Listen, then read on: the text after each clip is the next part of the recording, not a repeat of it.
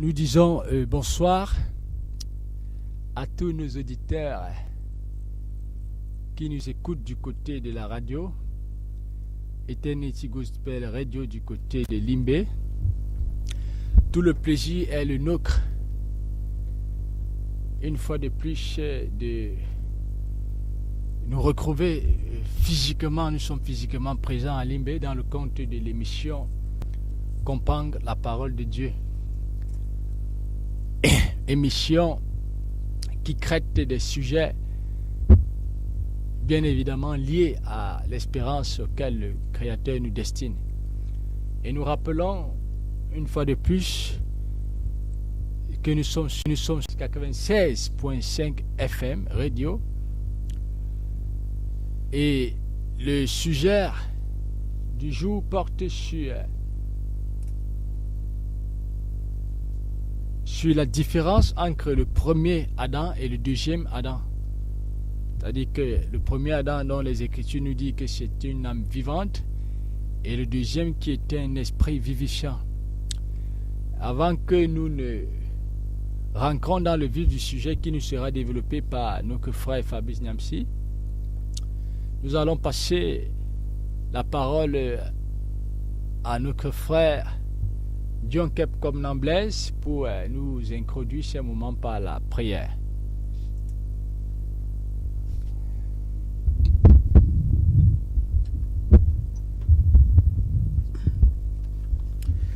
Elohim d'Israël, nous te disons merci pour ces moments, Papa, que tu as permis. Parce que, Papa, tu es Dieu et tu vas te glorifier encore une fois de plus pour la population qui sont scotchés à cette radio. Papa, que ton vouloir soit, Elohim d'Israël. Ouvre nos esprits, ouvre nos entendements spirituels, afin que, Seigneur, nous sortons de Elohim d'Israël, venir partager ton repas. Elohim, nous nous levons contre tout esprit qui ne fléchit pas à genoux devant de toi, Seigneur. En ces moments, Elohim, que rien ne nous perturbe, que rien ne perturbe ceux-là qui sont scotchés à cette radio. Papa, nous prions qu'une fois de plus, que tu te manifestes. C'est au nom de ton Fils Yeshua que nous t'avons prié. Amen. Nous disons merci au Seigneur qui permet que vraiment nous puissions encore une fois de plus en ce jour partager avec vous notre espérance. Et davantage nous disons bonsoir à tous les auditeurs de la 96.5 Eternity Gospel Radio. Et vraiment, nous croyons que ces moments que nous allons passer ensemble seront des moments de très très grande édification. C'est vraiment notre supplication envers notre Père. Bon, comme il a été dit comme il était annoncé par mon frère Franck, le thème que nous allons développer est qui est le premier Adam? Qui est le premier Adam et qui est le deuxième Adam?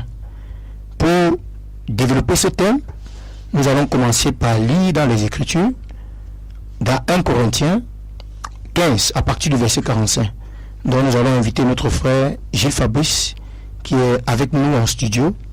Nous allons l'inviter à nous aider dans la lecture. C'est pourquoi il est écrit, le premier homme, Adam, devint un être vivant. Le dernier Adam est un esprit qui communique la vie. Amen, mon frère. Donc il est dit ici, le premier Adam devint un être vivant. Et le deuxième Adam devint un être vivifiant. Nous allons continuer dans la lecture pour aller voir qui est le premier Adam et qui est le deuxième Adam. Donc nous allons retourner dans la Genèse. Genèse 1 à partir du verset 26. Puis Dieu dit, faisons l'homme à notre image, à notre ressemblance, qu'il domine sur les poissons de la mer, sur les oiseaux du ciel, sur le bétail, sur toute la terre et sur tous les reptiles qui rampent sur la terre. Continue, mon frère. Dieu créa l'homme à son image. Il créa à l'image de Dieu. Il créa l'homme et la femme. Dieu les bénit et leur dit, reproduisez-vous, devenez nombreux, remplissez la terre et soumettez-la. Dominez sur les poissons de la mer, sur les oiseaux du ciel et sur tout animal qui se déplace sur la terre. Amen, amen. C'est bon. Puis Dieu dit, faisons les êtres humains qu'ils soient comme une image de nous, une image vraiment ressemblance. Ici, Elohim, il est dit que Elohim fit l'homme. À la suite, on dit Elohim fit l'homme à son image et selon sa ressemblance. Donc, Elohim fit l'homme à sa réplique. Elohim fit l'homme, Elohim donna à l'homme ce qu'il est. Et quand nous évoluons au chapitre 2, au chapitre 1, à partir du verset 31, il est dit, Dieu constata que tout ce qu'il avait fait était une très bonne chose. Le soir vint, puis le matin, ce fut le 6e jour. Ainsi fut achevé le ciel et la terre, et tout ce qu'il le contient. Dieu vit que tout ce qu'il avait fait était bon. Le Seigneur crée le ciel et la terre. Ensuite, il fait l'homme à son image selon sa ressemblance. Parce que c'est au travers de l'homme que le Seigneur va régir toute la création. C'est au travers de l'homme que le Seigneur va guider la création. C'est au travers de l'homme que le Seigneur va amener la création à le célébrer. C'est ce qui fait dire à certaines personnes que avant que l'homme ne communie avec Satan, l'homme a été créé à l'image de Dieu selon sa ressemblance. Donc l'homme était parfait. L'homme était un être pur. Et c'est à cause de la rébellion de l'homme que Satan a pu s'accaparer de la création. C'est à cause de la rébellion de l'homme que Satan s'appuie sur la création pour imposer un autre vouloir que le vouloir d'Élohim. Non, c'est faux. L'homme n'était pas encore conforme à Élohim. C'était un projet. Le projet d'Élohim, c'est de faire de l'homme selon son image pour qu'il soit selon sa ressemblance. Si l'homme était à l'image d'Élohim et selon sa ressemblance, cet homme-là ne pouvait pas se laisser manipuler par Satan. Parce que quand on dit que Élohim a fait l'homme selon son image pour qu'il soit une ressemblance de lui, ça veut dire que Elohim a communiqué à l'homme ce qu'il est. Et quand Elohim nous communique ce qu'il est, nous devenons les fils d'Elohim. Donc nous devenons des Elohim. Ce que Elohim nous communique nous place au-dessus de la création. Ce que Elohim nous communique précède toute la création. Ce qui veut dire que quand nous sommes à l'image d'Elohim et selon sa ressemblance, personne n'a le pouvoir de nous manipuler, parce que personne ne peut manipuler le Créateur, parce que le Créateur est le souverain, est la force, est la puissance. Le Créateur ne se prosterne devant personne. Au fur et à mesure que le Père va permettre que nous puissions développer ce sujet, nous allons bien le comprendre. Et c'est pourquoi nous allons beaucoup lire. Pourquoi on ne dise pas que ce que nous disons vient de notre propre imagination. Et c'est pourquoi, mes chers frères, il est dit dans 1 Corinthiens, le premier Adam était devint une âme vivante. Et le deuxième Adam devint un esprit vivifiant. Qui est dans le deuxième Adam? Qui est dans le premier Adam? Le premier Adam, c'est simplement ce premier homme que Elohim a créé. Et le projet d'Elohim, c'est de faire de ce premier Adam son reflet. C'est de faire de ce premier Adam son émanation. Et pour mieux le comprendre, c'est vrai que notre frère, Franck, la dernière fois, quand il traitait le sujet sur l'héritage, il a parlé de la structure de l'univers. Mais nous allons revenir brièvement sur cet enseignement. Parce que pour mieux comprendre ce que je vais expliquer, il faut que nous revenons sur cela. Il a été dit que notre univers est multidimensionnel. comme l'homme lui-même est multidimensionnel. Donc notre univers a une partie spirituelle et une partie matérielle.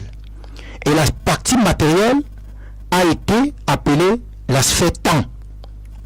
Donc tout ce que nous pouvons voir, les immeubles, les voitures, le ciel, les étoiles, le sol et son produit.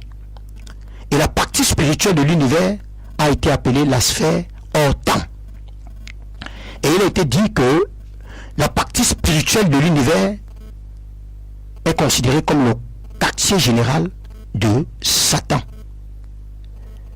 Et il y a une autre partie qui ne fait pas partie de l'univers, qui est la sphère du Créateur. Et pourquoi est-ce qu'on dit que la partie de l'univers, puisque, comme il a été dit, l'univers est non seulement esprit, et aussi matériel. Et vous êtes d'accord avec moi que ce qui permet à la partie matérielle de fonctionner, c'est sa partie spirituelle. Comme l'homme est multidimensionnel. L'homme est non seulement esprit, en même temps un corps. Mais quand on parle de l'être humain, on ne parle pas du corps, mais on parle de l'esprit. Parce que sans l'esprit, le corps est mort. C'est pourquoi, quand quelqu'un part de son corps, on dit il est parti de son corps. Généralement, on utilise ces mots, il est mort. Pourquoi? Parce que le corps ne bouge plus. Si le corps était l'être humain, c'est qu'on ne dira pas qu'il est parti de son corps. Parce que quand l'esprit quitte le corps ne peut plus se mouvoir. C'est pourquoi c'est l'esprit de l'homme, dont l'homme est esprit, disons comme ça. Ce qui fait l'identité de l'homme, c'est l'esprit. Et c'est de la même manière que notre univers fonctionne. Notre univers fonctionne par sa partie spirituelle. Parce que sans la partie spirituelle de l'univers, la partie matérielle ne peut pas fonctionner. Donc nous avons la sphère temps et la sphère hors temps. La sphère temps est dépendante de la sphère hors temps. Comme nous l'avons dit, la sphère hors temps, c'est le quartier général des démons. Quelqu'un va aller me poser la question. Donc ça veut dire donc que c'est Satan qui a créé les êtres humains. Non. Nous avons dit qu'il y a une autre sphère qui est la sphère du Créateur. Elle est hors du temps.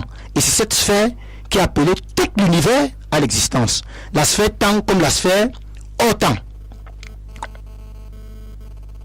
Et la sphère du Créateur, c'est là où vous pouvez voir les anges, les archanges. C'est pourquoi dans Proverbe 8, nous allons le lire pour mieux le citer. Proverbe 8 à partir du verset 22. Proverbe 8 à partir du verset 22. En attendant que mon frère retrouve ce passage, comme je le disais tantôt, la sphère du Créateur ne fait pas partie de l'univers. Mais la sphère du Créateur existe avant l'univers. La sphère du Créateur peut être considérée comme le siège même de celui qui a appelé tout à l'existence. Et avant que celui-là n'appelle l'univers à l'existence, il y avait déjà des créatures qui existaient. Vas-y mon frère. Proverbe 8 à partir du verset 22.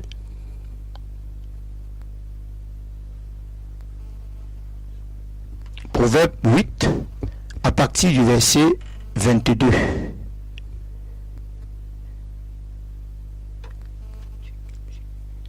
Proverbe 8 à partir du verset 22. Le parfum qui t'est dû, la beauté de ton nom, mon âme. Oui, en attendant que notre frère nous trouve le passage, comme je le disais tantôt, je disais que le principe créateur est séparé de l'univers. Et c'est lui qui a appelé l'univers à l'existence. La sphère temps comme la sphère hors temps. Nous partons pour expliquer le pourquoi l'univers est dépendant de la sphère hors temps. Et pourtant nous avons dit que la sphère hors temps c'est le quartier général des démons. Et je disais tantôt, excusez-moi de me répéter, mais c'est pour que nous comprenions, je disais tantôt que certaines personnes me poseront la question, ça veut donc dire que c'est la sphère Autant, qui est le quartier général des démons, qui a appelé la sphère temps à l'existence. Vas-y mon frère, vas-y. J'ai été mise au monde. L'Éternel me possédait au commencement de son activité, avant ses œuvres les plus anciennes. Ouais. J'ai été mis. L'Éternel me possédait au commencement de son activité, avant ses œuvres les plus anciennes. Voilà. D'autres traductions disent, je suis la première œuvre de mon Père.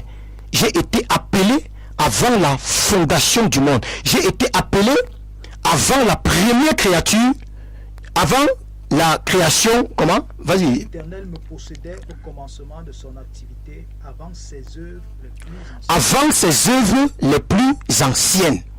Et parmi ces œuvres les plus anciennes, nous avons Satan, qui était un archange, qui était un ange qui obéissait à l'Éternel.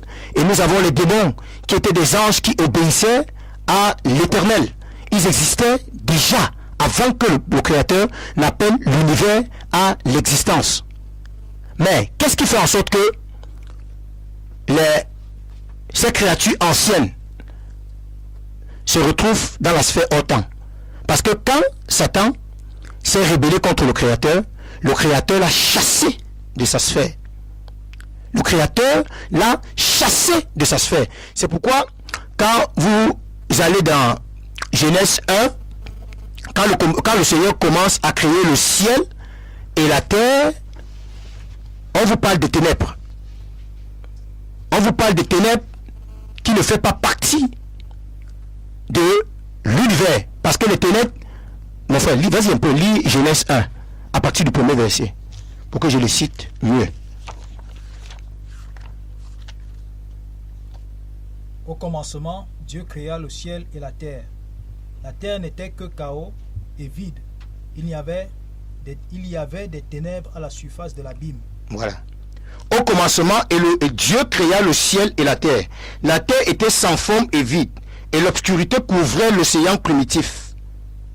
Le souffle de Dieu se déplaçait à la surface de l'eau.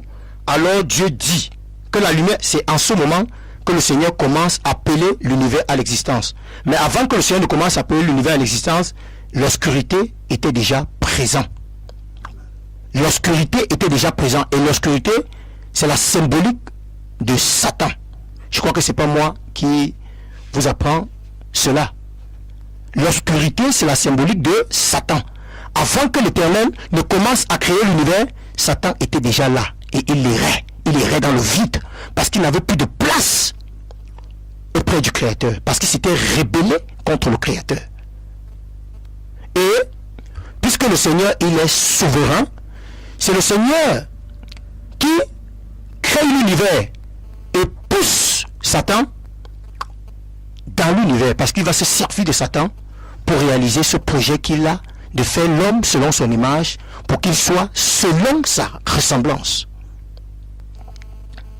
Donc, ce qui fait que, comme je le disais tantôt, pourquoi est-ce que Adam n'a pas pu résister devant Satan? Comme nous l'avons dit tantôt, l'homme est multidimensionnel comme notre univers. L'homme, si je me répète, c'est pour que nous comprenions bien ce que je suis en train de dire. L'homme est en même temps esprit et en même temps chair. Sans l'esprit, on ne parle pas de l'homme, mais on parle d'une enveloppe inerte. C'est l'esprit qui donne au corps de se mouvoir. C'est pourquoi l'homme, c'est l'esprit. L'homme, ce n'est pas la chair. Quand Elohim appelle l'homme à l'existence, on dit que il souffle en lui un souffle de vie. Et ce souffle qui donne à l'homme, c'est son épouse. C'est un souffle réceptacle. C'est un souffle qui n'a pas une identité qui lui est propre. Le souffle que Elohim donne à l'homme, c'est ce souffle qu'il veut faire selon son image et selon sa ressemblance. C'est à partir de ce souffle qu'il veut guider l'homme. C'est à partir de ce souffle qu'il veut conduire l'homme. Parce que c'est l'esprit, les membres de notre corps est dépendant de notre esprit. Et c'est à partir de notre souffle que le Seigneur donne à notre corps d'exécuter ses desseins. Mais maintenant, pourquoi est-ce que Adam s'est laissé manipuler par Satan? Parce que Adam était dépourvu des caractéristiques du Créateur. Ce qu'on nous présente ici dans Genèse 1, c'est le projet que Elohim a, de faire de l'homme selon son image, pour qu'il soit selon sa ressemblance. Donc c'est pourquoi il est dit dans 1 Corinthiens 15 que nous avons lu d'entrée de jeu que l'homme, Adam, est une âme vivante. Est une âme vivante. Et on a dit que le deuxième Adam est un esprit vivifiant. Et nous savons tous que quand on parle d'un esprit vivifiant, nous parlons du souffle du Créateur. Parce que c'est le souffle du Créateur qui donne la vie. Mais l'homme, étant dépourvu des caractéristiques du Créateur, n'a pas une identité qui lui est propre. Donc cet homme ne peut pas penser. Cet homme ne peut pas ambitionner.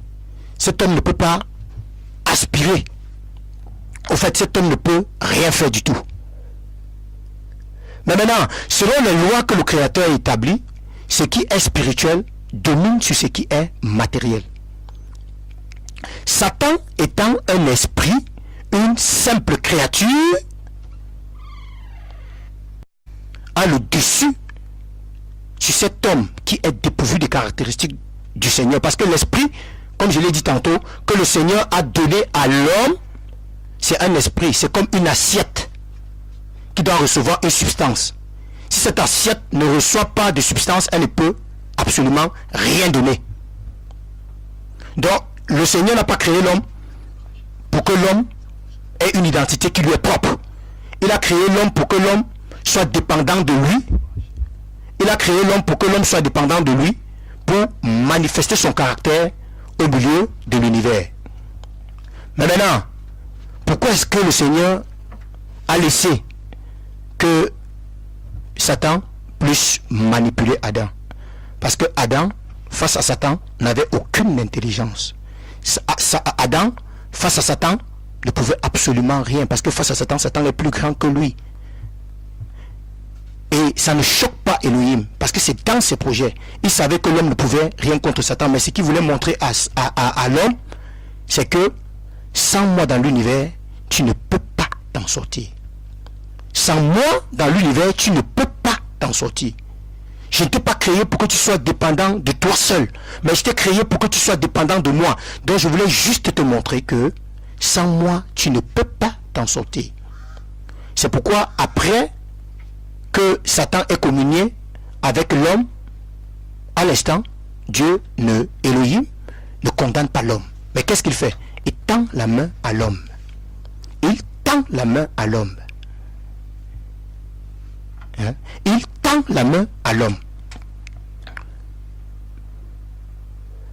Donc, parce que parfois on dit, c'est parce que Adam n'a pas obéi à l'ordre de Elohim que nous faisons face à tous ces malheurs qui peuvent arriver aujourd'hui. Non, c'était dans les plans du Créateur. Parce que quand on dit que l'homme, comme je l'ai dit tantôt au début, est à l'image d'Elohim et selon sa ressemblance, cet homme-là, on peut dire, est Dieu.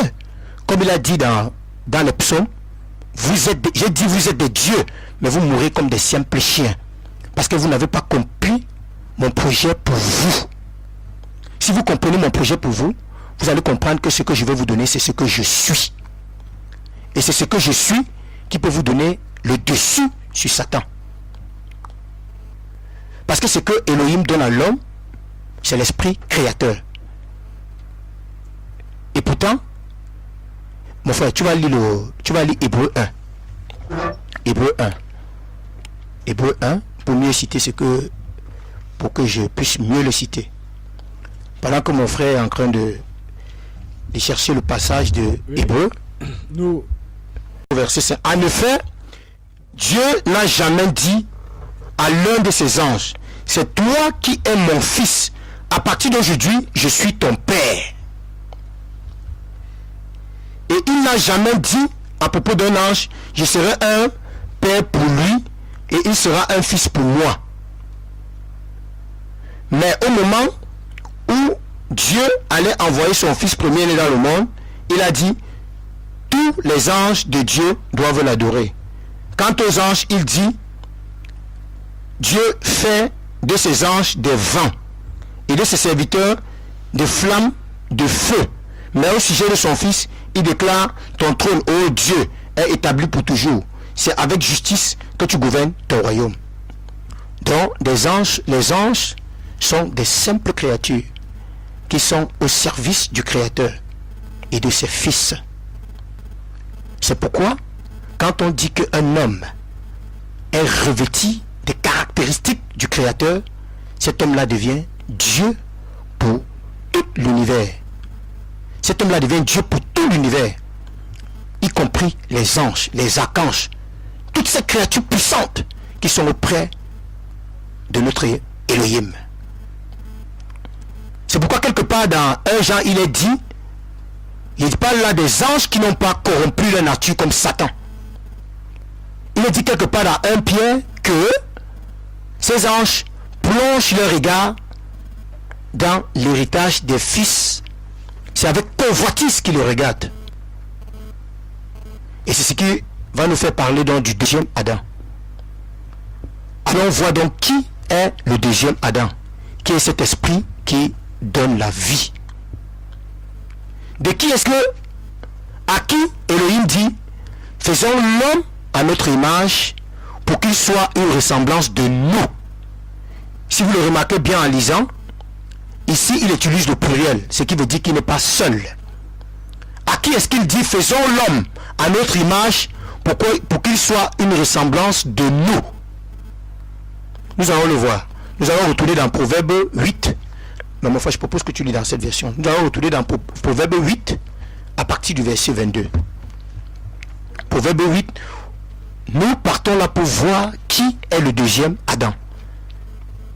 Et nous avons dit tantôt, pendant que mon frère cherchait ce verset, que quand l'homme est revêtu des caractéristiques de Elohim, celui-là est à son image et selon sa ressemblance. Donc ça veut dire que celui-là manifeste le caractère de Elohim. Ce qui veut dire que celui-là devient fils de Elohim. Et devant cette personne, tout l'univers, les créatures anciennes comme les créatures matérielles, devant celui-là, tout cela se prosterne. Parce que ce n'est pas devant lui qu'il se prosterne, mais c'est devant le Créateur qui vit dans cet homme. Donc si Adam était revêtu des caractéristiques du Créateur, Satan ne pouvait pas manipuler Adam. Satan ne pouvait pas manipuler Adam. Parce que si Adam est revêtu des caractéristiques du Créateur, ça veut dire que Satan a en face de lui son Créateur. Parce que, comme nous l'avons dit tantôt, même Satan n'est qu'une simple créature.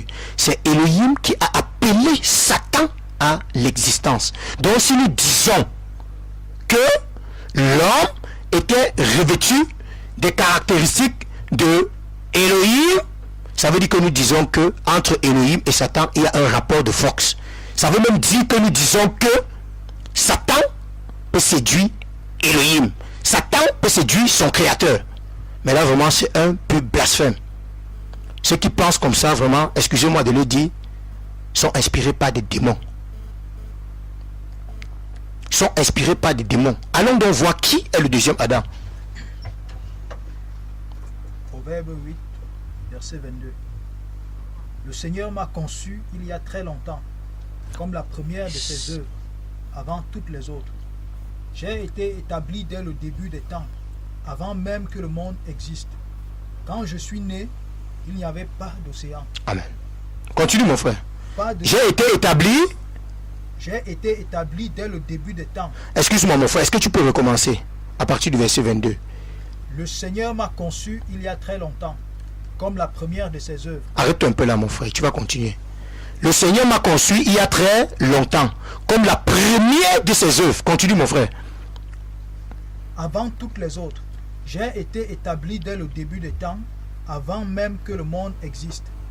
Quand je suis né, il n'y avait pas d'océan, pas de source, d'où les eaux jaillissent. Avant la formation des montagnes, avant les collines, j'ai été enfanté. Le Seigneur n'avait fait alors ni la terre, ni les espaces, ni le premier grain de poussière du monde. J'étais déjà là quand il fixa le ciel et traça l'horizon au-dessus de l'océan primitif. Amen. Allons-y dans 1 Corinthiens, dans 1 Colossiens, à partir du verset 15. Colossiens, À partir du verset 15. 1 Colossiens, à partir du verset 15. 1 Colossiens à partir du verset 15. Le Christ est l'image visible du Dieu invisible. Il est le Fils premier-né, supérieur à tout ce qui a été créé. Amen. Amen. Car Le Christ est l'image de l'Élohim invisible. Il est le, mon frère, il est l'image visible du Dieu invisible. invisible. Continue. Il est le Fils premier-né, supérieur à tout ce qui a été créé. Amen. Il est le Fils premier-né, supérieur à tout ce qui a été créé. Donc quand on parle du deuxième Adam, on parle du Messie Yeshua. Celui-là que certains appellent Jésus. Quand l'Éternel dit, faisons l'homme à notre image pour qu'il soit notre ressemblance, il parle à son Fils. Parce qu'il est la première œuvre de notre Père Elohim. Et on dit dans Colossiens que il est l'image de l'Elohim invisible. Donc, avant que Elohim n'appelle toute la création à l'existence, celui avec qui il partage son identité, c'est son Fils. Et c'est pourquoi on dit, le premier Adam est une âme vivante. Le deuxième Adam devint une âme vivifiante. Donc le projet que Elohim a, c'est que le premier Adam, qui est un homme psychique, dépourvu de ses caractéristiques, revêtisse l'identité du deuxième Adam. C'est pourquoi vous allez voir, quand vous lisez bien les Écritures, je sais que nous sommes dans une ville très religieuse, et vous lisez beaucoup, c'est pourquoi j'ai insisté qu'on lise beaucoup, pour que vous ne croyez pas que ce que nous disons vient vraiment de notre imagination. Mais c'est que vous-même, vous êtes sans ignorer que la même chose que Satan a fait à Adam et Ève dans le jardin d'Éden, c'est la même chose qui s'est passée dans le désert avec le Messie. Mais qu'est-ce qui fait en sorte que Satan n'a pas pu manipuler le Messie dans le désert? Parce que le Messie était à l'image de Dieu et selon sa ressemblance. Donc, quand on parle du deuxième Adam qui donne la vie, il est question du Messie, qui est revêtu des caractéristiques de son Père. Et son Père, en lui, ne peut que communiquer la vie à tous ceux qui sont en dehors de lui. C'est pourquoi il disait, de même que mon Père donne la vie, il a donné au Fils le pouvoir de communiquer la vie. Donc, chers frères et sœurs, le projet que Elohim a pour nous, c'est de faire de nous ses enfants. C'est de faire de nous son reflet. C'est de faire de nous son émanation. Le projet que Elohim a pour nous, c'est que nous puissions partager une identité commune avec lui. Comme lui et son Père, et comme lui-même il a dit dans Jean 17, à partir du verset 21, que je leur ai donné la gloire que tu m'as donnée, afin qu'ils soient un comme toi et moi nous sommes un. C'est pourquoi il est dit quelque part aussi dans 1 Jean, je ne sais pas, 4 ou 5, que celui qui est né de Dieu triomphe du monde. Et quand on parle du monde, on parle de la conscience qui régit tout l'univers. On parle de cet espace, de cette sphère hors temps, qui est le quartier général des démons, qui impose aux humains qui sont dépourvus des caractéristiques d'Elohim un autre vouloir que celui d'Elohim. Comme à l'habitude de dire mon frère, si vous voulez voir Satan, il ne faut pas chercher à le voir avec les yeux de la tête. Vous n'avez qu'à observer les humains, à voir comment les humains pensent, à voir ce qui les préoccupe au quotidien. Tout ce qui nous préoccupe, c'est tout ce qui est matériel. Toute notre préoccupation n'est que matérielle. Pourquoi? Parce que celui qui garde nos esprits dans l'obscurité nous fait croire que nous ne sommes que chair. Il nous fait croire que nous ne sommes pas esprit. Et c'est pourquoi il concentre toute notre attention sur notre dimension charnelle. Et c'est pourquoi nous nous battons nous nous battons pour soigner notre dimension charnelle parce que nous croyons que nous sommes chers. Quand bien même on se réclame d'enfants de Dieu, de pasteurs, de bishops, tout ce qui nous préoccupe, ce n'est que ce qui est matériel. On invoque un Jésus qui donne le travail. On invoque un Jésus qui donne les voitures, les immeubles. On invoque un Jésus qui donne de l'enfant, qui donne des mariages. Mes frères, excusez-moi de vous le dire, mais ces inspirations viennent de Satan.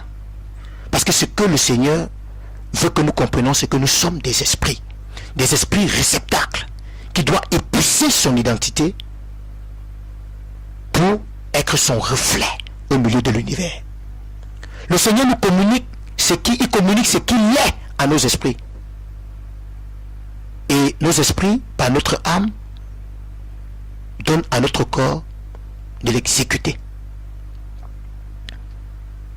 Donc, mes chers frères, ce qui s'est passé dans la jeunesse, ce n'était qu'un projet.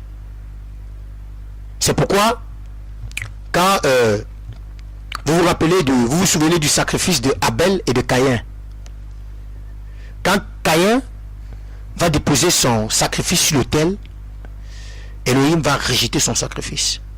Parce que Caïn, quand il dépose ce sacrifice, cette offrande sur l'autel, c'est avec des mauvaises prédispositions. Et le Seigneur va révéler à Caïn que le Seigneur va recevoir l'offrande de Abel. Parce que quand Abel dépose son offrande sur l'autel, c'est parce qu'il a compris que il est un esprit qui doit épouser les caractères du Seigneur, mais il est gouverné par un autre. Et cette offrande qu'il dépose sur l'autel, ça symbolise le don de soi. C'est parce qu'il a compris que le Seigneur l'a créé pour qu'il soit son reflet, pour qu'il soit l'instrument au travers duquel il s'appuie pour glorifier son nom au milieu de l'humanité. Il a compris que si ses parents ont communié avec Satan, c'est parce qu'ils étaient ignorants de cette gloire sublime. Et si lui-même, pendant qu'il est en train de communier avec Satan, le Seigneur vient donc lui révéler son projet. Et Abel accepte d'adhérer au projet de Elohim. C'est pourquoi l'offrande qu'il met sur l'autel symbolise le Messie, Yeshua, qui doit se sacrifier afin que nous entrons en communion avec Elohim. Et puisqu'il a compris ce que le Seigneur attendait de lui, le Seigneur a reçu son offrande. Mais Caïn, qui n'était que conscient de ses besoins charnels, Caïn, trompé par Satan, qui n'était que conscient que de ce qui périt, vient parce qu'il croit qu'il peut duper le Créateur. Il vient pour tenter de faire ce que Abel a fait. Mais puisque l'Éternel connaît le cœur de Caïn, et puisqu'il sait que au fond, Caïn ne veut pas lui remettre ce qui lui appartient, il rejette son offrande. Et quand il rejette son offrande, il ne condamne pas tout de suite Caïn, parce qu'il faut qu'il révèle à Caïn celui qu'il habite. Et quand il révèle à Caïn que ce qu'il habite c'est des démons, jusqu'à là, Caïn n'est pas prêt à se détourner de ces démons pour retourner au Créateur. C'est pourquoi, donc, le Créateur ne peut que laisser, ne peut que livrer Caïn à Satan. Parce que quand Elohim vous révèle que vous êtes dans l'obscurité, vous invite à venir communier avec lui, vous le rejetez, ça veut dire que vous acceptez le Satan comme votre époux. Ça veut dire que vous acceptez Satan comme votre Dieu. Et si vous acceptez Satan comme votre Dieu, vous avez le même sort que Satan. Et c'est là où le péché intervient. Le péché n'intervient pas quand l'homme est dépourvu de l'intelligence, qui croit qu'il sait Dieu, et pourtant c'est Satan qui sait. À ce moment-là, c'est pourquoi il est dit que Elohim ne tient pas compte des temps de l'ignorance. Il a permis que nous le cherchions à tâtons. Mais quand le Seigneur nous ouvre les yeux, nous montre la différence qu'il y a entre lui et Satan, et il nous invite à retourner à lui. Quand nous lui tournons le dos, nous sommes dans le péché. Le péché n'a rien à voir avec la morale. Le péché n'a rien à voir avec le fait de ne pas boire la bière, avec le fait d'aller avec les femmes. Là-bas, c'est des fruits, c'est les fruits du péché. Parce que le péché que Satan a commis au ciel, ce n'est pas que Satan a bu la bière au ciel. Satan n'est pas allé avec les femmes au ciel, mais qu'est-ce que Satan a fait? Il a convoité la position du Créateur.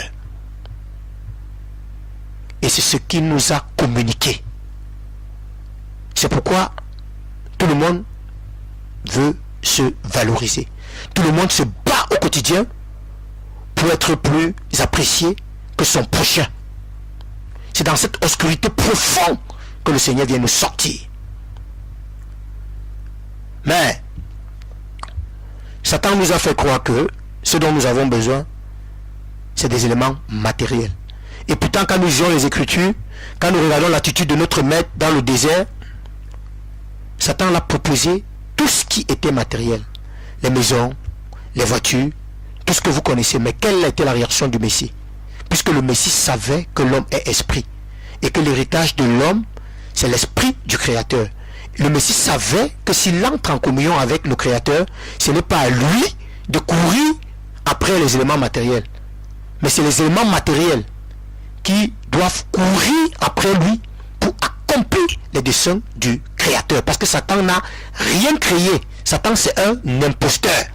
Il utilise juste l'ignorance de l'homme, juste l'ascendance qu'il a sur l'homme pour manipuler l'homme. Pour manipuler l'homme. Mais lorsque, mes bien-aimés, le Créateur vous ouvre les yeux et que vous êtes prêts à retourner à lui, il vous communique ce qu'il est. Et pendant qu'il vous communique ce qu'il est, vous ne confondez plus les valeurs. Vous ne confondez plus Satan au Créateur. Quand bien même, il va venir vers vous comme un agneau. Comme le Messie le disait, il vient à vous comme des brebis, mais au fond, ce sont des loups ravisseurs. Quand bien même, ils vont s'appuyer sur les Écritures pour vous parler, ils vont jouer le jeu de Satan. Parce que Satan a le pouvoir de s'appuyer sur le caractère matériel pour manipuler l'homme. Mais Satan n'a pas le pouvoir de saisir la parole de Dieu. Parce que la parole de Dieu, elle est esprit. Elle n'est pas matière. Elle est esprit. C'est pourquoi Satan n'a pas pu manipuler le Messie dans le désert. Quand vous entrez en communion avec le Messie Yeshua, vous devenez la parole de Dieu. Vous devenez la parole de Elohim. Et personne ne peut vous manipuler. Personne ne peut vous tromper. Quand vous entrez en communion avec le Créateur, quand on vous voit, c'est le Créateur qu'on voit. Quand vous entrez en communion avec le Créateur, vous devenez des Elohim, des dieux. C'est pourquoi il dit dans Somme, comme je l'ai dit au début, je dis que vous êtes des dieux, mais vous mourrez comme des simples chiens. Nous allons nous arrêter ici pour passer la parole à notre frère Franck. Si le Seigneur le veut bien, nous allons continuer demain. Nous revenons tout simplement sur la quintessence du sujet qui traitait sur le premier Adam et la différence entre le premier Adam et le deuxième Adam. Et notre frère nous rappelait bien que le premier Adam était un projet qui devait s'accomplir dans le deuxième Adam. Ce qui fait que quand le Créateur dit faisons l'homme à notre ressemblance pour qu'il soit à notre image, pour qu'il soit celui qui nous ressemble selon certaines traditions, notre frère nous a bien rappelé qu'il ne s'agit pas du premier Adam. Parce que il ne s'agit pas du premier Adam. Parce que si le premier Adam était bel et bien à l'image du Créateur, ça veut simplement dire qu'il devait refléter le Créateur en termes de puissance, d'intelligence, de sagesse, de force, et par conséquent, partageant une identité commune avec le Créateur, il ne pouvait pas se faire tromper par la créature. Et l'auditeur nous rappelait aussi que le deuxième Adam, c'est le Messie Yeshua, celui au travers duquel le premier Adam doit être construit, ou alors celui qui vient élever le premier Adam dans cet héritage exceptionnel qui est le propre des esprits, qui sont destinés à hériter du Créateur. Et le deuxième Adam dans le Messie Yeshua, qui le disait, celui qui me voit a vu mon Père, comme les Écritures disent qu'il est l'image visible de l'Élohim invisible, le Messie Yeshua, donc partageant une identité commune avec son Père, ne pouvait pas donc se faire tromper par la créature.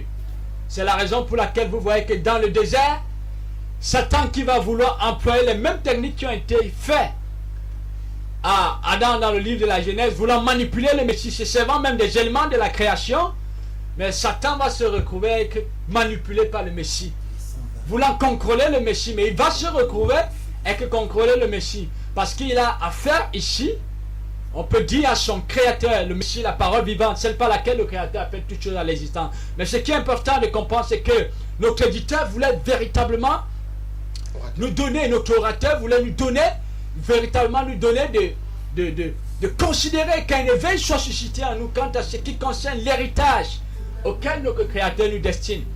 Comme nous le disons, le Messie qui est le fondement à partir duquel tous ceux qui sont appelés à hériter du créateur doivent être bâtis.